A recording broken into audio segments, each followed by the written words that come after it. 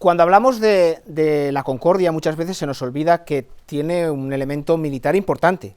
Sin embargo, el elemento militar se construye contra el propio argumento de la Concordia, es decir, la Concordia de Alcañiz y el posterior compromiso de Caspe se fundamentan principalmente en que las oligarquías, pues mediante la palabra y mediante la reunión, consiguieron encontrar la solución para encontrar al nuevo rey antes de que se derramara sangre mediante la guerra. Sin embargo, la guerra estuvo muy presente, hubo varios enfrentamientos, hubo batallas durante todo este proceso y realmente alguno de los candidatos intentó alzarse en armas. Incluso la propia Concordia tiene algunos de los pasajes, algunos de las cláusulas que tiene, están consignadas fundamentalmente para cómo se va a defender a los 9 compromisarios que se van a reunir en Caspe. Fundamentalmente lo que se dice es que para poder defenderlos van a tener una dotación de 50 ballesteros y hombres a caballo y hombres a pie, que van a proteger durante noche y día todo el castillo y la villa de Caspe para que nadie intentara forzar mediante las armas lo que se estaba dirimiendo mediante la palabra.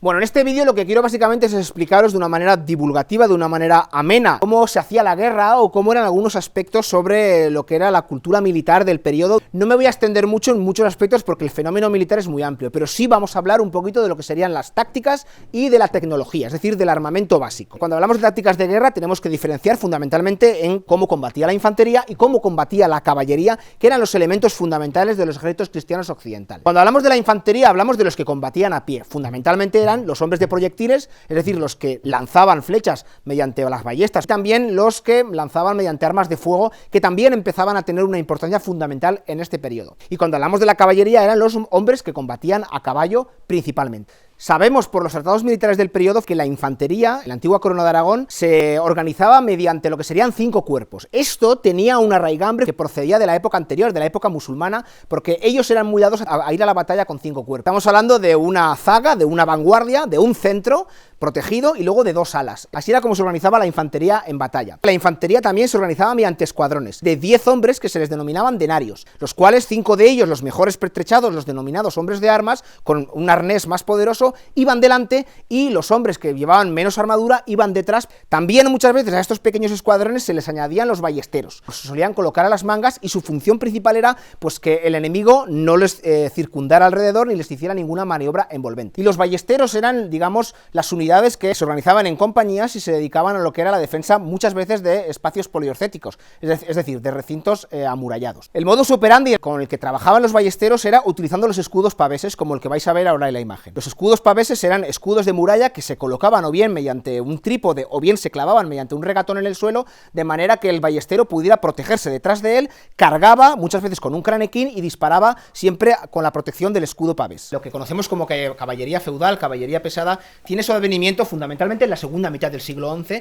que es cuando se transforman las estructuras militares pues con la llegada de los caballeros tal como lo entendemos. No vamos a hablar aquí del fenómeno de la caballería que trasciende prácticamente las cuestiones utilitarias o bélicas y va más allá desde el punto de vista de lo legendario, incluso de lo social y de lo económico. La caballería pesada cargaba con todo lo que es la fuerza del caballo, en el que el animal cogía la mayor velocidad en los últimos metros, que podía alcanzar incluso entre 7 y 10 metros por segundo. Imaginaos 800 caballeros viniendo totalmente a galope, tiembla hasta el suelo y eso es imparable. El caballo de guerra, fundamentalmente en esta época, se le denomina en las fuentes destrero, y es un animal, a diferencia de lo que se suele pensar, no mucho más grande que los animales que solemos tener en la península ibérica actualmente, como el lusitano, como el caballo andaluz. En realidad son caballos que se les seleccionaba no tanto por su fuerza, sino por su carácter, porque necesitaba tener un carácter óptimo para poder resistir en batalla con todos los estímulos que hay en una batalla, imaginaos, ¿no? Golpes, sangre, etcétera, gritos, etcétera, etcétera. Con lo cual, el carácter casi era más válido que la propia capacidad física que pudiera tener el caballo. Esto es un bocado tipo vaquero hispano.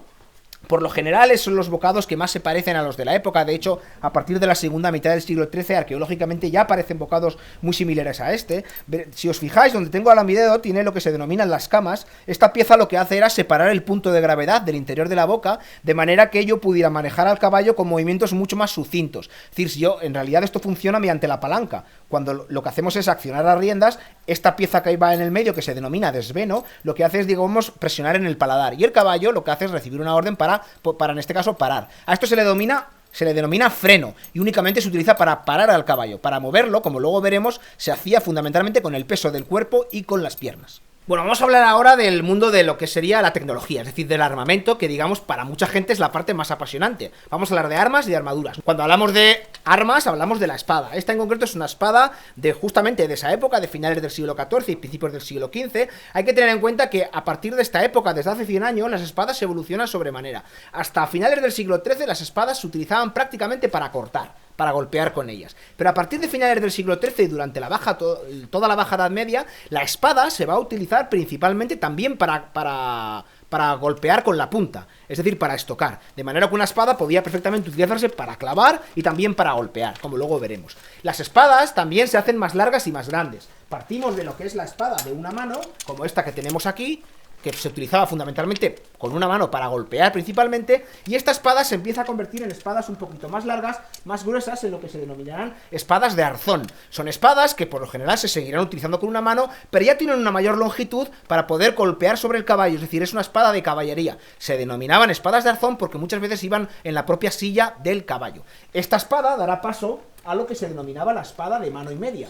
La espada de mano y media es una espada mucho más grande que se manejaba con dos manos. Bueno, en realidad no con dos manos, sino con una mano y media. De ahí viene su nombre. De hecho, hay una mano que es la que la empuña, la fundamental, y otra mano que es la mano comodín, la mano en la que se hace palanca, la mano que la acompaña. De modo que cogiéndola desde el pomo podemos golpear desde arriba o incluso podemos acompañarla para poder estocar con ella. Otra de las armas fundamentales que también tiene que ver con una evolución de la propia infantería, es la que utilizaban los hombres de armas. Esto, que estamos hablando de un martillo de batalla, estuvo en manos de infantes, de peones, que iban completamente armados, que muchas veces pertenecían al propio estamento de la caballería, pero que de algún modo también daban un comodín dentro de lo que es el campo de batalla, en la que infantería pesada podía decidir lo que sería el destino del propio enfrentamiento. Imaginaos que la inercia de golpear con esto a dos manos un ejército que va totalmente combatiendo a pie y llevando este tipo de armas, la verdad que podía hacer muchísimo daño y podía, como digo, desequilibrar la balanza en las batallas de aquella época.